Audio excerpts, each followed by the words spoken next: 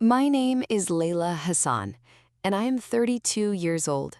And 3 weeks ago, I sat at a Sunday lunch table with 42 members of my family and said 4 words that ended 9 years of being called the disappointing one. I want to start with the label because the label is where everything begins. Not a label anyone ever said to my face directly. That is not how family labels work, in my experience. They work through implication, through the tone of a voice asking a question, through the specific way a subject is changed when it gets too close to something uncomfortable, through the pauses that happen after you say what you do and before the conversation moves on to someone who does what the family has a framework for approving. I first understood the label when I was 11.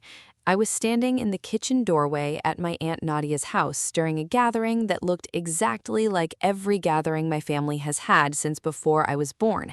The same dishes, the same voices, the same circular movement of conversation that manages to cover everyone and everything without ever quite arriving at anything real. My aunt was asking my mother how I was doing. My mother said, "You know, Layla."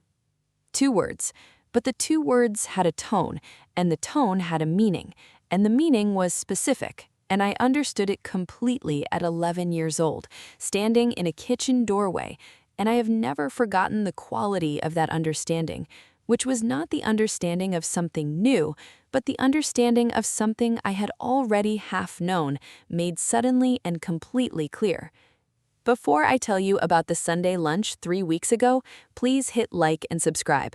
Drop your city in the comments. I love knowing where you are when you listen to this.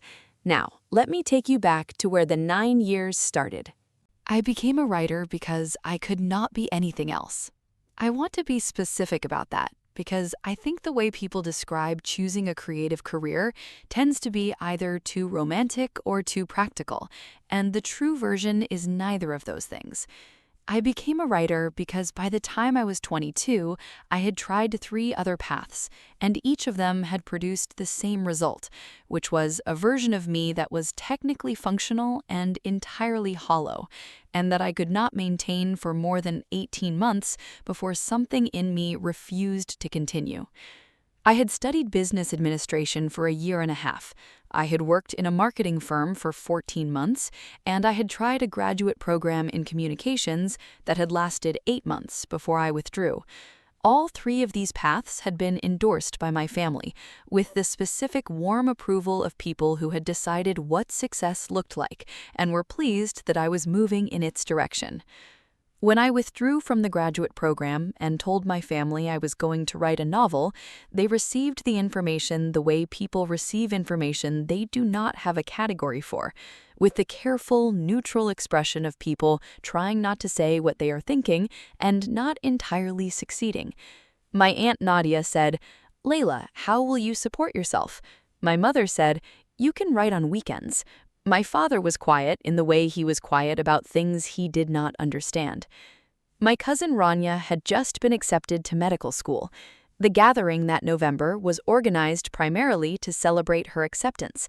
I had been invited because you invite family to gatherings even when their news is not the kind that occasions gatherings.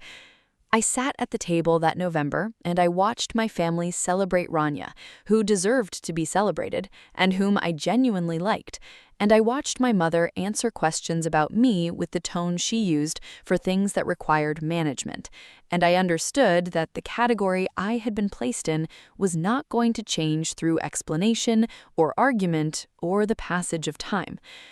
The only thing that was going to change it was the work. And the work was going to take time. And in the time the work was taking, I was going to be the disappointing one. And I was going to learn to carry that without letting it redirect me. That was the decision. Not dramatic, not announced, just made, quietly, at a table in November while my cousin's acceptance letter was passed around and people read it and smiled, and I watched them and thought, my letter will not look like that, but it will come.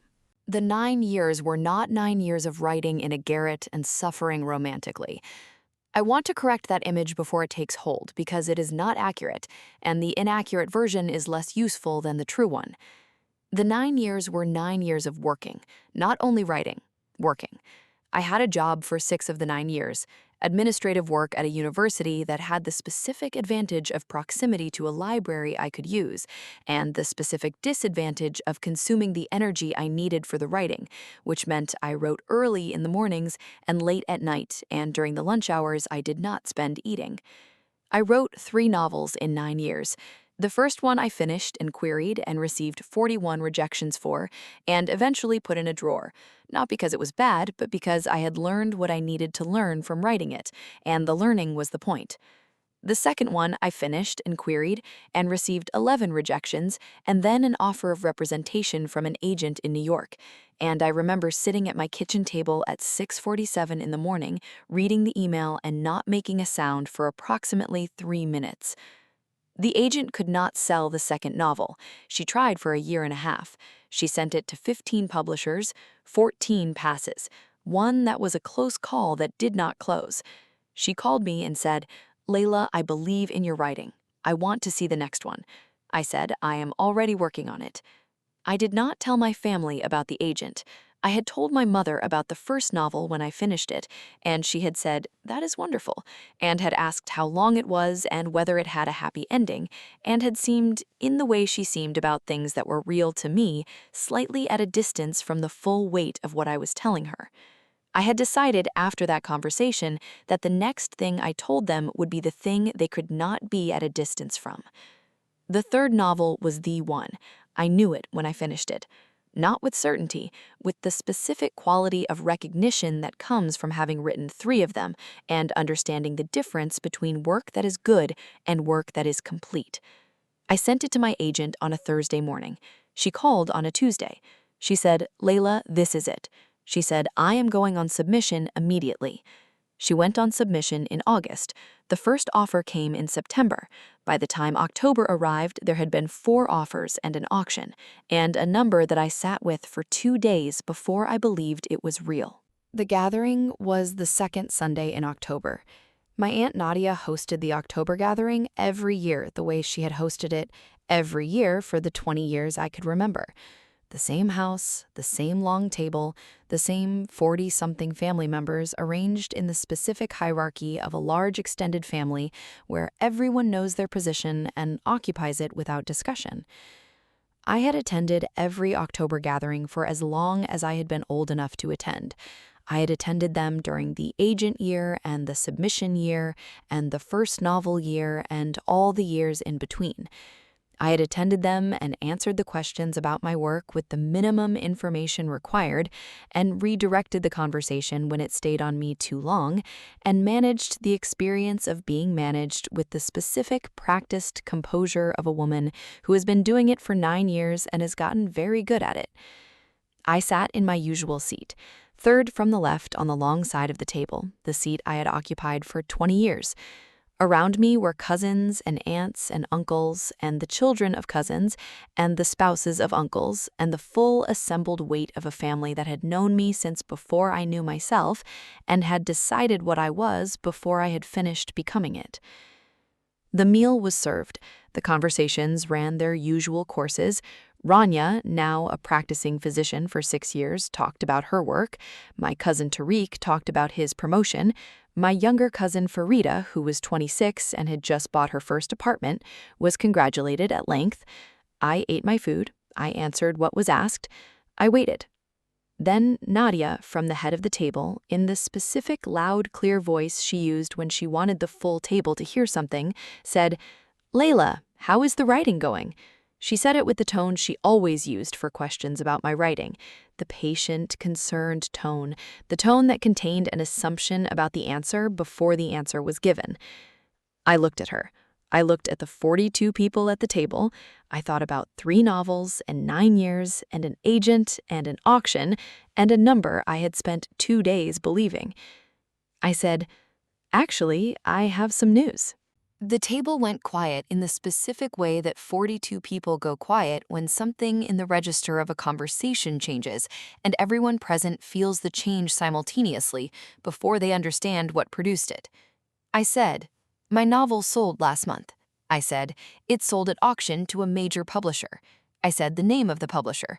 I said it will be published next fall in 12 countries. I said the advance figure.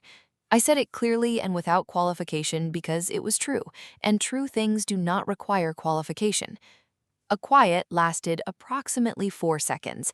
Then it ended in the specific way that family gathering quiets end when the information has been processed, with a sound that started at one end of the table and moved to the other, a collective recalibration, audible as breath and movement and the particular sound of people revising something they had held for a long time. Nadia said, "Leila."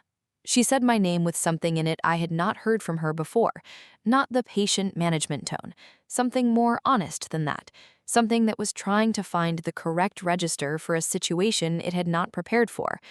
My mother reached across the table and took my hand. She said, "Why did you not tell us?" I said, "I wanted to tell you when it was real." She said, "This is real." I said, "I know." She held my hand. My father, who had been quiet for the whole meal the way he was quiet at gatherings, said, "Leila, I am proud of you."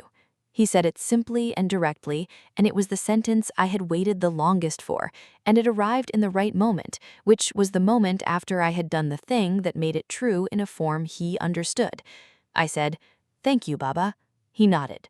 Rania, from across the table, smiled at me with the genuine warmth of someone who is not threatened by another person's success and never was. She said, "I always knew you were going to do something like this." I said, "You never said that." She said, "I know." She said, "I should have." I said, "It is okay. I meant it." Deep breath. The gathering continued for 2 more hours. The conversation was different, not because everyone suddenly became a different person, because information had arrived that reorganized the available categories, and the reorganization produced different questions and different tones and the specific quality of a family that is seeing something it missed and is trying, imperfectly and sincerely, to adjust. My Aunt Nadia found me in the kitchen before I left, just the two of us. She said, "I owe you an apology." I said, "Nadia." She said, "No, let me say it." She said, "I was the one who started it." She said, "I was the one who first said the words, and it was wrong, and it was not fair, and I watched 9 years of it and did not stop it because stopping it would have required me to admit I had started it, and I was not ready to do that." She said, "I am ready now." I said, "I know you are." I said, "I can see it." She looked at me for a moment. She said, "You are extraordinary, Leila." I said, "I know." I said, "I have known for 9 years." I said, "I was waiting for you to catch up." Emotional pause. She laughed. It was the most genuine sound I had heard from her in 32 years. I laughed too. We stood in her kitchen where I had first heard the words, "You know, Leila," 21 years ago, and the kitchen was the same, and we were completely different, and neither of us needed to say that out loud because we could both feel it. The book comes out next fall. My family has pre-ordered copies. All of them. My Aunt Nadia ordered 3. She did not say why, and I did not ask. Some things do not require explanation. They just require the time it takes for the truth to arrive in a form that cannot be argued with. If you have been carrying a label for longer than you deserved to carry it, keep building, keep writing, keep doing the work that the label says you cannot do. The gathering where everything changes is coming. You just have to still be at the table when it arrives. That is my story. Share it with someone who needs to hear it. Drop your city in the comments. Hit subscribe. I will see you in the next one.